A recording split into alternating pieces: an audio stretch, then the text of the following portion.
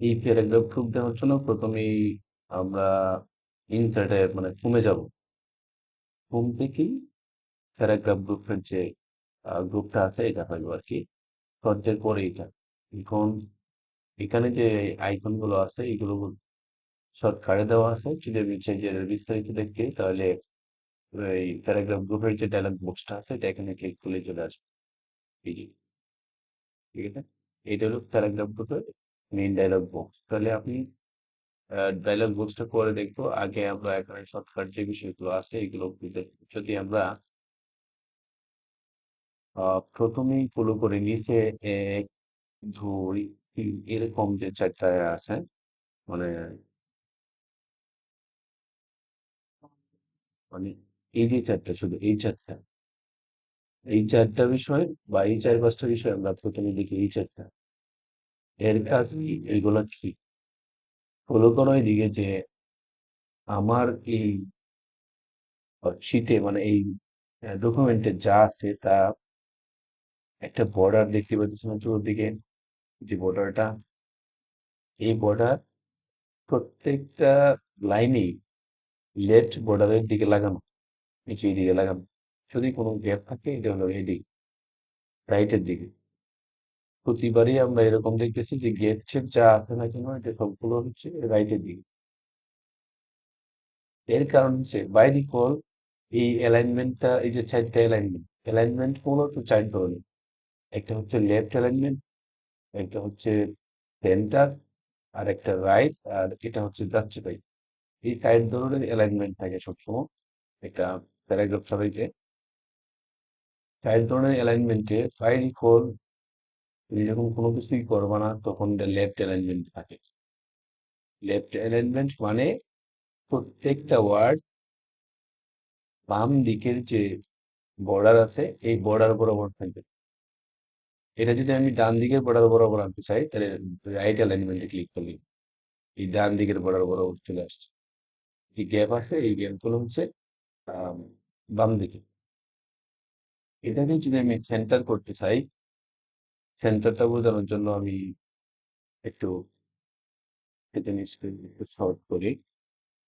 যেমন এটা একটাই লাইন, মানে এটা একটা লাইন, এটা আমি সেন্টারে আনতে, সেন্টার মানে দুই বর্ডারের মাঝামাঝি আনি। তাহলে আমি সেন্টারে ক্লিক করবো, ঠিক আছে, সেন্টারে চলে আসছে। এই যে কাজটা করলাম এটা হলো সেন্টার অ্যালাইনমেন্টের কাজ। আমি যখন শুরু করব তখন থাকবে লেফট অ্যালাইনমেন্টে। এই লেফট অ্যালাইনমেন্ট থেকে আমি আমার যখন কোনো একটা অংশ রাইট অ্যালাইনমেন্টের প্রয়োজন পড়ে তাহলে রাইটে যাব। তবে এইগুলো যদি কিবোর্ডের সাহায্য করছে, রাইট অ্যালাইনমেন্ট কন্ট্রোল ধরে আর চাপলেই রাইট অ্যালাইনমেন্ট হয়ে যাবে। কন্ট্রোল ধরে এল চাপলেই লেফট অ্যালাইনমেন্ট হয়ে যায়। কন্ট্রোল ধরে ই চাপলেই সেন্টার হয়ে যায়, সেন্টার অ্যালাইনমেন্ট হয়ে যাবে। যেমন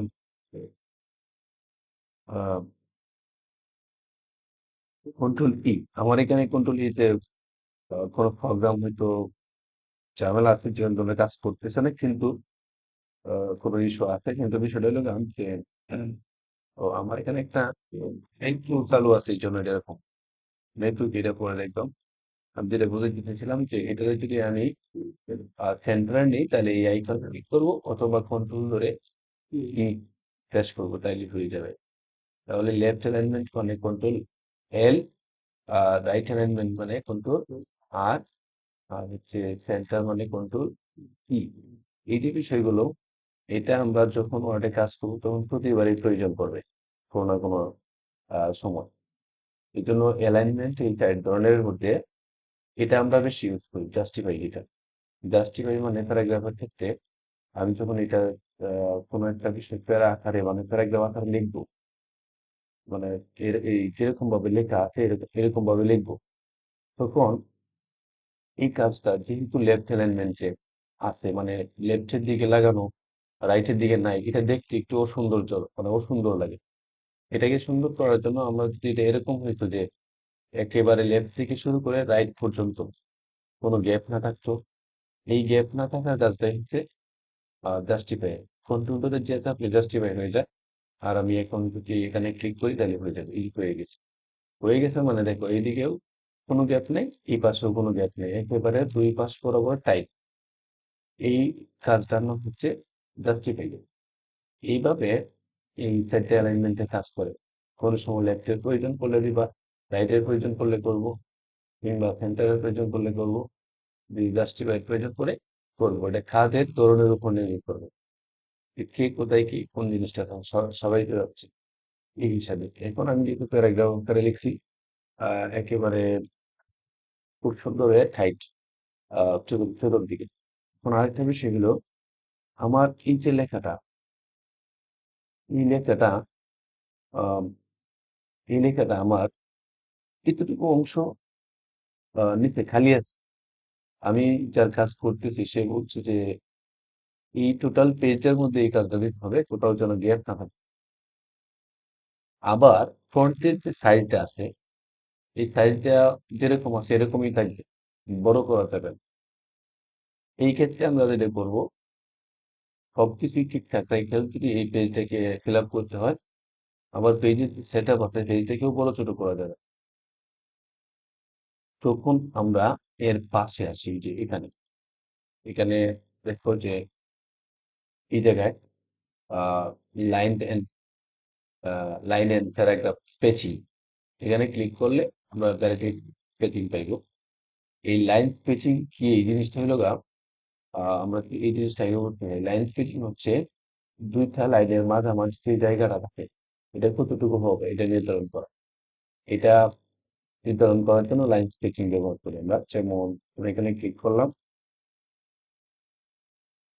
প্রথমটা সিঙ্গেল এরকম যেটা থাকে বাই ডিফল্ট, পরেরটা 1.5 মানে আরেকটু বড় হবে, যে হলো 1.15, পরে এটা হলো 1.5, এরকম ভাবে বাড়তে থাকে। এখন আমি যখন প্রথমটা দেখি তখন তো খালি থেকে নিচে, দ্বিতীয়টাতে ক্লিক করলাম সাপোজ, দ্বিতীয়টাতে আসার পরে দেখলাম যে আমি তেমন কোনো ফলাফল পাইছি না, এখনো খালি রয়েছে। আমি এটা একটু ছোট করে রাখি বোঝার সুবিধার্থে। এখন দ্বিতীয়টা মানে 1.15, আমি 1.5 দিলাম। এখন দেখা যাচ্ছে যে এই পাথর চলে আসছে, একটা প্রবলেম থেকেই গেল। এখন এটা দিলে তো আরো বড় হবে, তাহলে আমি এটা দিয়েও শেষ করতে পারতেছি না। এই মতো অবস্থা আমরা একেবারে লাইন স্কেচিং অপশনে চলে যাব। তারপরে এখানে যাওয়ার পরে যে ডায়লগ বক্সটা আছে, এই বক্সটা থেকে আমরা এখানে লাইন স্কেচিং যে জায়গাটা আছে এখানে ক্লিক করলে তা মাল্টিপল ফাইলে, মাল্টিপল ফাইলে মাল্টিপল সিলেক্ট করব। আর যদি মাল্টিপল সিলেক্ট করতে বলেও দেয়, তারপরেও যদি এই এটের জায়গা এটা লিখে দিই তাহলে হবে। ধরো 1.15 ছিল মনে হয়, তাহলে 1. আমি 4 দিলাম, কথার কথা 1.4। ওকে, এখনো কিছু হয়েছে না। এটা আমি সবচেয়ে বেটার হয় যদি আমি সিলেক্ট করে নিই লেখাটা। আম, এখন আমি আবারও যদি যাই, জানি আবার আমি এটাকে চেঞ্জ করি, 1.3 দিলাম, ওকে দিলাম, এখন তো আরো ছোট হয়ে গেছে। এইভাবে দেখবো যে কোথায় মানে কতর মধ্যে এটা ঠিকঠাক হয়। আমি 1.4 দিলাম, 1.4 এ কোনো কাজ করছে না বলতে এরকম একটা।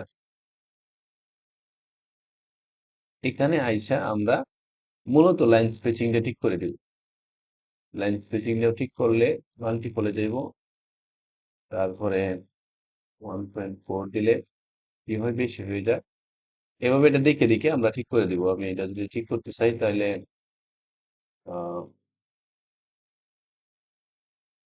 1.4 দিয়েছিলাম, পরে এটা হয়েছে না, আমি এটা চেঞ্জ করে অন্য একটা দিই।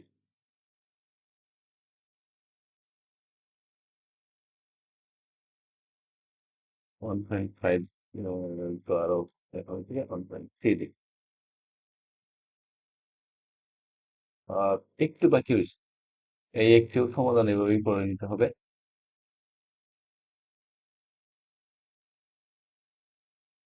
1.2 দিলে হয়তো বা বেশি হয়ে যেতে পারে, দেখি 2 দিই, 2 দিলাম, এই যে হয়ে গেছে, কাছাকাছি চলে আসছে। এইভাবে আমরা তাদের যে পেজের যে লেখার ধরন এইগুলো তারা একদম থেকে এইভাবে ঠিকঠাক করে দিব। যদি এটা বাই ডিফল্ট যেটা আছে সেটা যদি হয়ে যায় তো হইলোই, যদি কোনো কারণে না হয়। আর আমরা সবসময় অফিসিয়ালি নর্মালি যদি এই ধরনের কোনো চাহিদা না থাকে কারো, তাহলে আমরা সবসময় 1.15 দিই। মানে 1.5 দিই, 1.15 না 1.5, এই যে 1.5, 1.5 দিলে এটা একটা স্ট্যান্ডার্ড ফরম্যাটে এইভাবে আমরা লেখাগুলো চেঞ্জ করি। যদি অফিসিয়ালি ফন্ট হয়, মানে অফিসিয়ালি কাজ হয়, তাহলে আমরা এখানে ফন্টের সাইজ দিব 14 অথবা 15-র ভিতরে। আর আহ, and এই হলো এই যে কয়েকটা বিষয়। আর উপরের যে বিষয়গুলো আছে এটাতে আসলে কি করা হয় এটা দেখো। উপরের বিষয়গুলো, ধরো তুমি একটা লিস্ট বা কোনো একটা কাজ করতে পেরেছো যেটার মধ্যে আহ স্পেসিফিক কিছু লাইন থাকে স্পেশাল ক্যাটাগরিতে, যেমন আমি আহ, এইগুলোকে কিছু লাইন হিসেবে ধরে নিলাম, এইগুলোকে কিছু লাইন হিসেবে ধরে নিলাম, কিছু স্টেপ হিসেবে ধরে নিলাম, এই ধরনের। তখন এইগুলোকে একটু আকর্ষণীয় করার জন্য এখানে আসি। আইসা দেখো এখানে আমি যদি এখানে এটা হচ্ছে, আমি এখানে ক্লিক করব। ক্লিক করার পরে আমি এই অপশন গুলো পাই।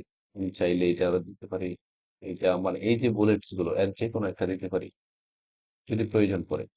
এখান থেকে আমরা এইগুলো দিব। এর এরপরে যদি তোমার আহ, শুধু যে এইটা এরকম না, এখানে যে কটা আছে এগুলো যেটাই দাও এটাই হবে।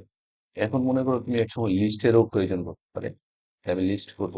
লিস্টের জন্য আমার অটো সিরিয়াল, মানে আমি 1 2 3 এগুলো লিখতে হয়। আমি চাইতেছি যে 1 2 3 আমি লিখবো না, এটা যেন অটোমেটিকলি আসে, অটোমেটিকলি লেখা হয়। তখন আমি আহ এইভাবে সিলেক্ট করব। তারপরে হচ্ছে এখানে আসবো পরেতে, মানে এখানে বলতে এই যে এখানে ক্লিক করব।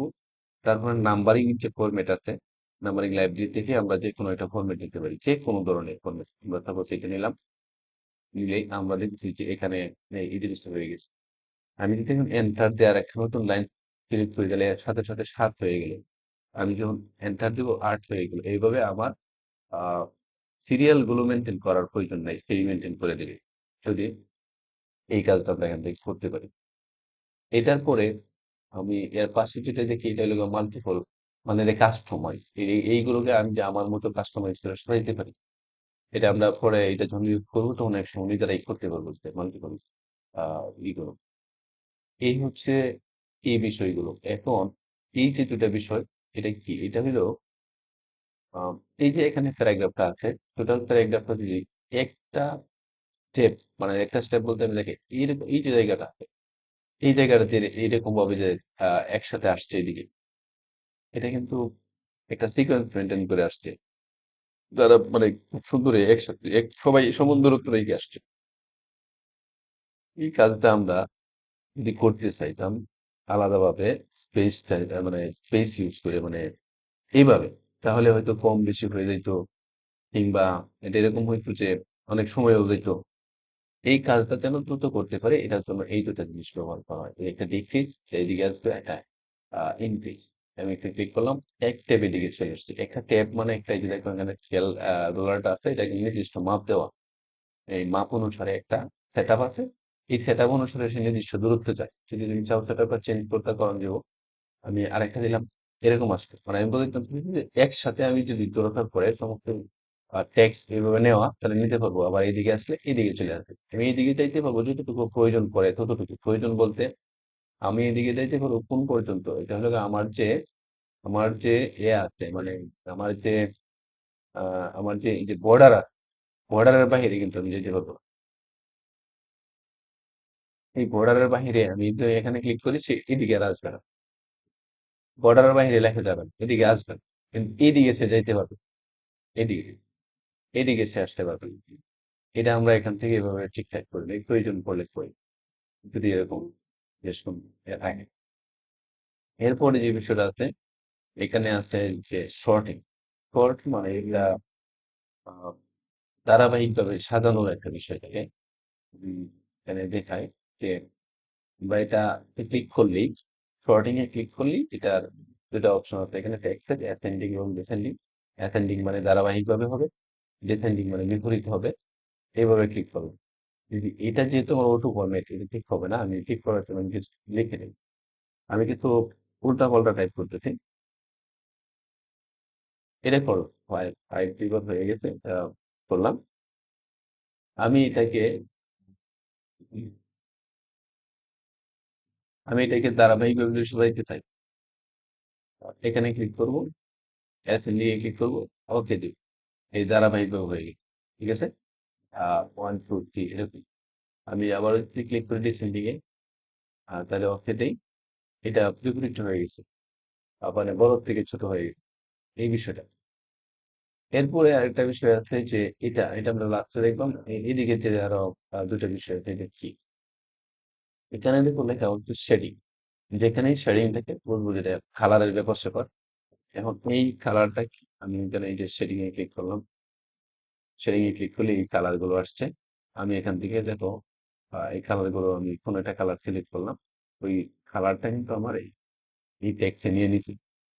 আমি চাইলে এটা এরকম না, আমি যদি চাইতাম যে এখানে এটা সিলেক্ট করলাম, করার পরে আমি এখানে গেলাম, দেওয়ার পরে আমি এখান থেকে যে কোনো একটা কালার চুজ করবো। আমার এই কালারটা হচ্ছে টেক্সট ব্যাকগ্রাউন্ড কালার। মানে শুধু টেক্সটের নিচে যে এখানে লেখা আছে এটার নিচে কালার চেঞ্জ করবো। এটা এরপরে আমরা চাইলে এই কালার গুলো না দিতে পারি, নো দিব। তবে এটা যেহেতু সিলেক্ট করতে হবে, সিলেক্ট করে পরে আমি নো দিই। কালার এটা থাকবে না। এটার পাশে যেটা আছে এটা হলো মানে বর্ডার।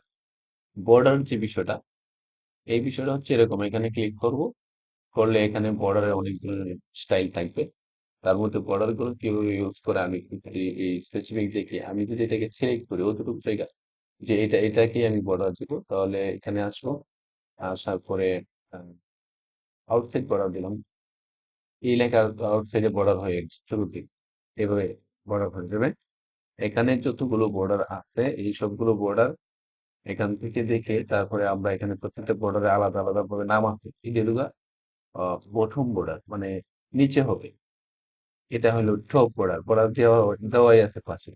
উপরে হবে, লেফটে হবে, রাইটে হবে, কোনো হবে না, অল বর্ডার হবে, আউটসাইড হবে, এরকম ভাবে বিভিন্ন ধরনের বর্ডার এখানে দেওয়া আছে। তারপর টল বর্ডার দিলে এখন কি হলো, এরকম হলো। আমি আরো যদি ক্লিক করি এটা বিষয়টা, আহ,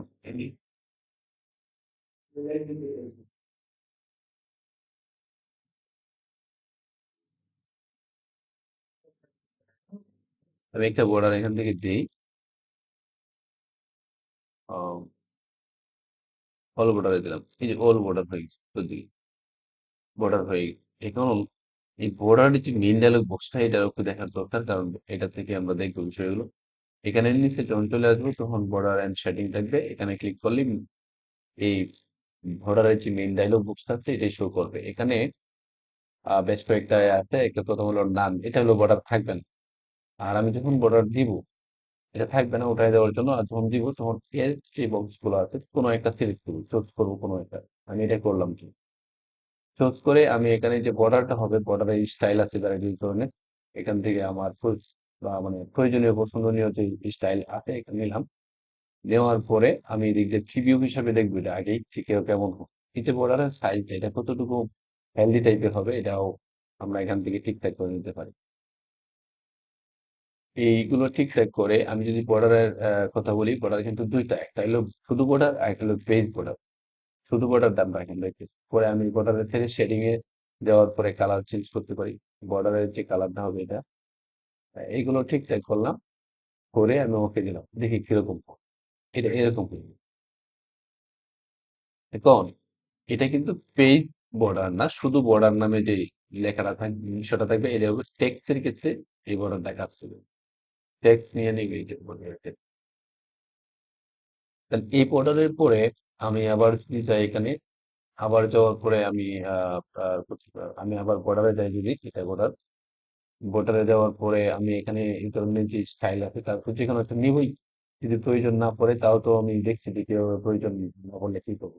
নামে থাকবে সিলেক্ট অবস্থায়, এটাতে ক্লিক করে দিবা, সিলেক্ট করে নিই বর্ডার ওড়াই দিতে চাই। সিলেক্ট করে আমি সিলেক্ট করে নিই এখানে আইসা বর্ডারের যে এ আছে এটা নাম দিয়ে দিলাম, ওকে। ওইটা বলবো কোনো বর্ডার নাই, সেটিং এর তো কালার এটা আলাদা ছিল, কালারটা ওটাই। এখন এই বর্ডারের পরে আরেকটা বিষয় থাকে যে পেজ বর্ডার।